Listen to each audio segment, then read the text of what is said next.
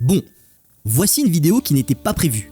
Et pour répondre en moins de 30 secondes à toutes les interrogations que ce titre te donne, non, ce jeu n'est pas réellement meilleur que Skyrim. Oui, ce jeu est intéressant. Oui, c'est un Skyrim-like. Et oui, si tu aimes tout ce qui est l'univers type médiéval, arthurien, et que t'as kiffé des jeux comme Skyrim et Dishonored, tu dois tester ce jeu. Maintenant, commençons plus globalement cette vidéo. Alors comme dit plus tôt, cette vidéo de base n'était pas prévue, parce que moi et mon frérot Konzel3e, qui maintenant va aussi faire des vidéos sur cette chaîne, on a déjà prévu un planning, et dès mercredi prochain, vous avez des vidéos qui sortiront tous les mercredis. Mais le studio derrière l'édition de ce jeu m'a contacté gentiment pour m'envoyer une clé de ce jeu, en contrepartie de faire une vidéo sur celui-ci. Et je vais pas vous mentir, avec la petite chaîne que j'ai, dans un premier temps j'ai été très surpris, et dans un deuxième temps je me suis dit pourquoi pas. Alors est-ce que cette vidéo du coup est sponsorisée? Pas réellement, parce que si elle était vraiment sponsorisée, j'aurais été payé. Là pour le coup, je ne suis pas payé. Donc vous aurez mon avis sincère sur ce jeu, et de toute façon, ceux qui me connaissent déjà, vous le savez, je suis quand même un très bon client, et spoiler, oui, j'ai apprécié le jeu. D'ailleurs, ce jeu a été édité par Awaken Realms et développé par Questline. Et c'est un jeu qui vient de la franchise Tainted Grail.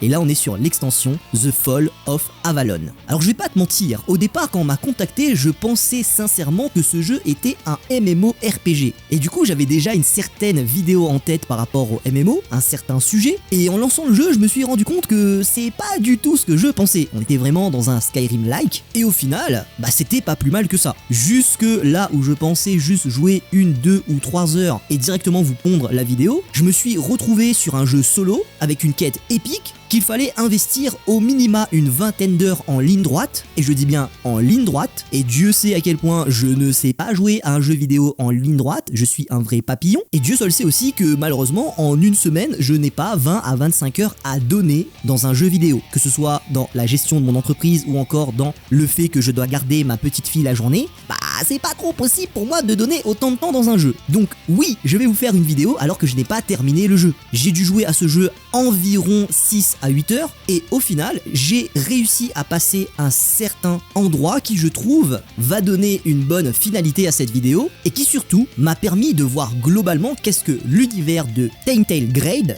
devrait donner dans sa globalité. J'ai vraiment un accent de merde. Tainted Grail. Tainted Grail. Compliqué à dire pour un francophone, on va pas se mentir.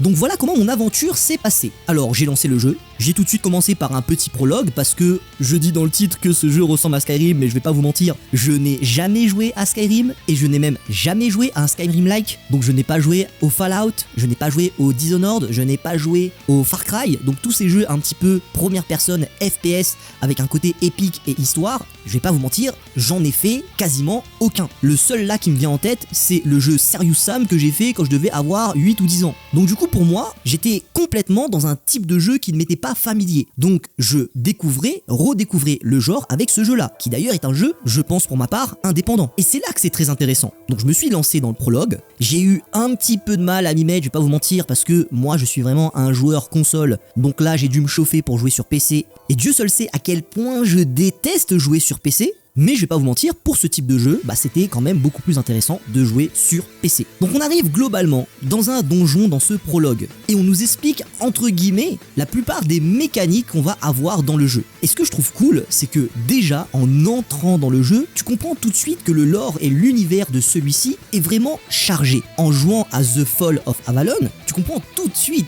que l'univers est beaucoup plus étendu qu'il n'y paraît. Et derrière cette phase de prologue, qui finalement est un tutoriel pour faire comprendre aux nouveaux joueurs quel type de jeu ça va être et comment on va devoir jouer à celui-ci, et ce qui est bien, c'est que le tuto ne ressemblait pas à un tuto. Tellement que quand on m'a lâché dans cet univers, je n'ai même pas fait la différence entre le prologue et le début de la vraie quête. Ou sinon, ça se trouve juste que je n'ai toujours pas dépassé le prologue, et ça voudrait dire que ça fait plus de 6 heures de temps que je joue à ce jeu et que je suis encore dans le prologue. Ce qui serait embêtant. Chose aussi intéressante que moi j'aime beaucoup, on a un éditeur de personnages. Alors un éditeur de personnages très simple, mais tant mieux parce que je vais pas vous mentir, moi comment j'adore créer des personnages, si l'éditeur de personnages était beaucoup trop complet, je serais resté des heures dedans, et finalement, ça ne m'aurait pas permis de découvrir autant le jeu que je n'aurais pu. Bref, on est venu nous sauver, on sort du donjon, on va dans un espèce de monde très spécial et très mystique qui s'appelle le Weird, on acquiert des nouveaux pouvoirs de contrôle du temps. Et là, on nous lâche dans cet univers en nous faisant maintenant comprendre que nous sommes des élus et qu'il va falloir protéger ce monde. Et que bizarrement, les légendes d'Excalibur et du roi Arthur sont réelles et que le roi Arthur n'est peut-être pas le gentil de l'histoire. Et c'est là que tout de suite, j'ai eu un intérêt direct pour ce jeu parce que le lore est en train de me parler, le lore était en train de m'intéresser et je me disais que il y a quelque chose d'incroyable derrière ce jeu que j'ai envie de comprendre. Pourquoi on est venu nous sauver? Qu'est-ce que le weird? Pourquoi le weird est nocif à tous les humains et à toutes les créatures de ce monde, or que pour nous, il devient une force qui nous permet même de contrôler le temps, qui est l'espèce d'étrangité, de divinité qui nous a parlé dans le weird, qui nous a donné nos pouvoirs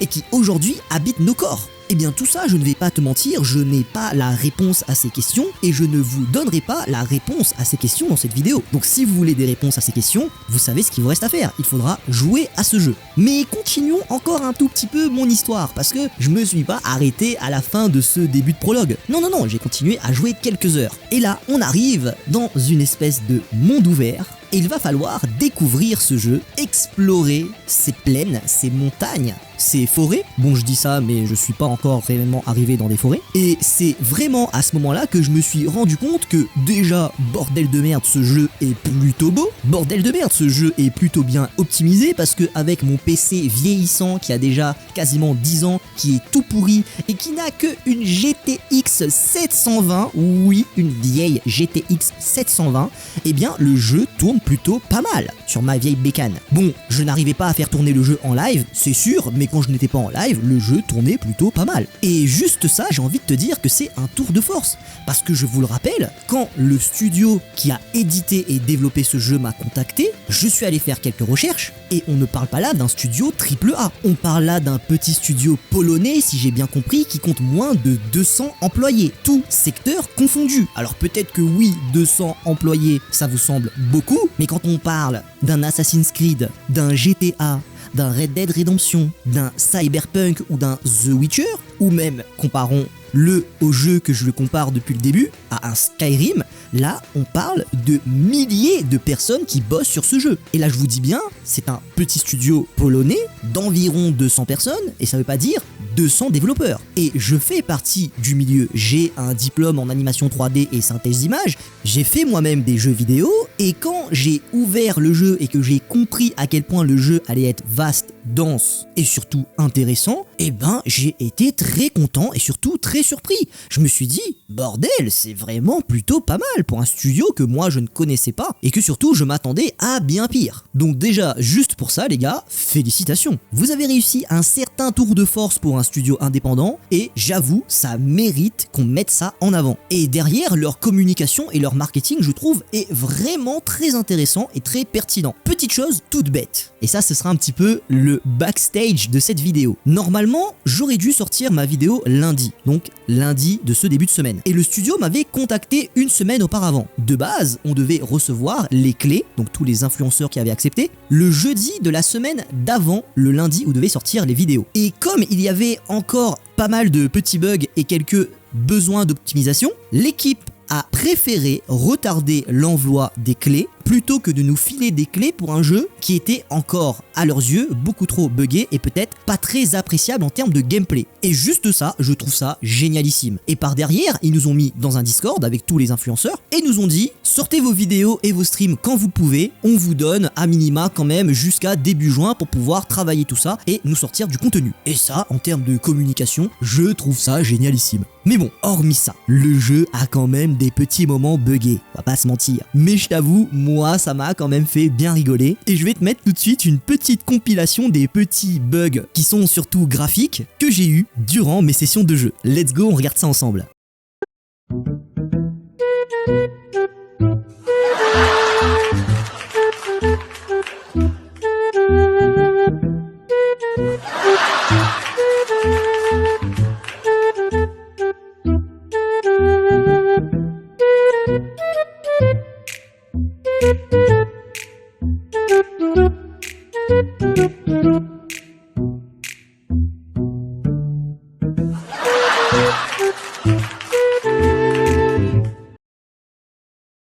Bon, maintenant, continuons mon aventure dans ce jeu jusqu'à où je suis arrivé. Alors, il y a 2 missions que je me souviens directement parce que legit, je les ai fait cette semaine, donc ces derniers jours. C'était une mission dans un cimetière et une mission dans un camp de bandits pour pouvoir justement gagner la confiance des personnes qui m'avaient sauvé et pour pouvoir rencontrer leur capitaine qui était porté disparu. Alors, je pense que la mission notamment dans le cimetière, j'aurais dû la finir beaucoup plus vite que ça. Mais je vais pas te mentir, comme je voulais faire le jeu assez rapidement, j'ai essayé de le faire en ligne droite et what the fuck man, je me suis buté à un mur. La difficulté du jeu n'est vraiment pas négligeable. Je me suis fait buter à minima une dizaine et certainement une vingtaine voire même une trentaine de fois sur cette mission. J'essayais d'y aller en mode bourrin en me disant t'inquiète pas ça va bien se passer, mais ça se passait pas bien du tout. Et c'est à ce moment là que je me suis dit il va peut-être falloir que j'augmente un petit peu le niveau de mon personnage et surtout il va peut-être falloir que je pense à avoir un petit peu plus de stratégie quand je vais faire les missions. Mais finalement pour ceux qui me connaissent et regardent régulièrement mes lives et mes vidéos, vous le savez, je suis un bourrin. Donc quelle méthode j'ai utilisée? La méthode du bourrinage. Je suis allé chercher des potions, des trucs à bouffer pour recouvrer ma santé et j'ai bourriné comme un gros connard. Et finalement ça a payé. Et c'est plutôt ça qui est cool. C'est que je suis allé à plusieurs endroits au pif, pensant que je ne suivais pas du tout les bons endroits et que je ne suivais pas du tout la quête principale, mais finalement, le jeu faisait toujours en sorte que j'arrive au bon endroit, au bon moment, avec la bonne chance, les bons items, et du coup que j'arrivais à passer chacune des étapes. Alors juste petite mention spéciale à ce fumisterie de chevalier de pierre dans ce cimetière qui a dû me buter une bonne dizaine de fois. Et surtout, les 3 ou 4 premières fois où il m'a buté, je ne comprenais pas qu'est-ce qui se passait. Qui était en train de me buter, je ne savais pas. J'ai essayé de le tuer plusieurs fois, puis je me suis rendu compte concrètement que je n'ai pas le niveau pour le buter. Donc quand t'as pas le niveau pour buter un ennemi, qu'est-ce que tu fais? La meilleure solution c'est la fuite.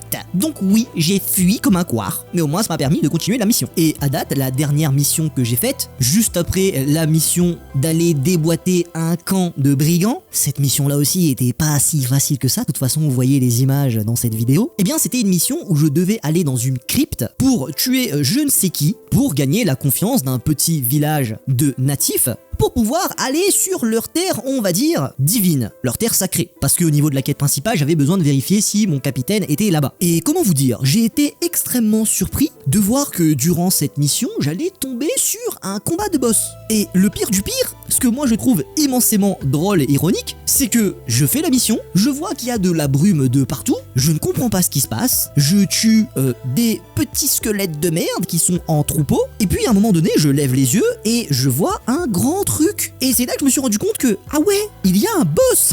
Je ne m'étais même pas rendu compte que j'étais dans un combat de boss et je trouve ça hilarant. Donc finalement, grâce à l'arc long qui est hyper cheaté et qui m'a sauvé bon nombre de fois durant ma quête épique, j'ai réussi à oxyre ce boss, j'ai envie de vous dire, plutôt relativement facilement. C'est surtout ces armées de squelettes qui étaient beaucoup plus chiantes et complexes. Et à date, je suis arrivé jusque là. Maintenant la question qu'on pourrait se poser c'est est-ce que je vais continuer à jouer à ce jeu alors que je vous ai sorti cette vidéo? Oui, je vais continuer à jouer à ce jeu parce que ce jeu, je vais pas vous mentir, m'intéresse, même si de base on m'a contacté pour en faire une vidéo, le jeu m'intéresse, j'ai vraiment envie de savoir quelle sera la fin, j'ai vraiment envie de savoir quelle sera la suite, et si toi aussi t'as envie de savoir quelle sera la suite et qu'est-ce que propose tout le lore et l'univers de ce jeu, j'ai envie de te dire, va dans la description, il y a un lien qui te ramènera sur Steam, et pour une petite vingtaine d'euros, tu pourras toi aussi vivre cette aventure épique. D'ailleurs, si vous avez envie de voir cette aventure-là, donc non, malheureusement, je ne vais pas vous inviter sur des lives parce que apparemment mon PC n'a pas les ressources pour liver et jouer à ce jeu, mais ce que je peux vous proposer, si ça vous intéresse, c'est de faire des mises à jour en format shorts, donc en format court, de mon aventure et de mon avancée sur ce jeu vidéo. En tout cas, moi qui étais plutôt réticent via les jeux indés, car il y avait beaucoup trop de choix et que je me perdais devant cette bibliothèque Steam, le fait qu'on m'ait contacté et qu'on m'ait proposé de tester ce jeu m'a, je ne vais pas vous mentir, réconcilié directement avec les jeux indés et avec surtout ce genre de jeux vidéo et de gameplay. Même si je connais par cœur l'histoire et le jeu Skyrim, notamment parce que j'ai regardé au moins 5 fois le let's play complet infini de Bob Lennon, et ben j'ai envie de te dire que de plus en plus j'ai envie de me lancer dans ce type d'aventure,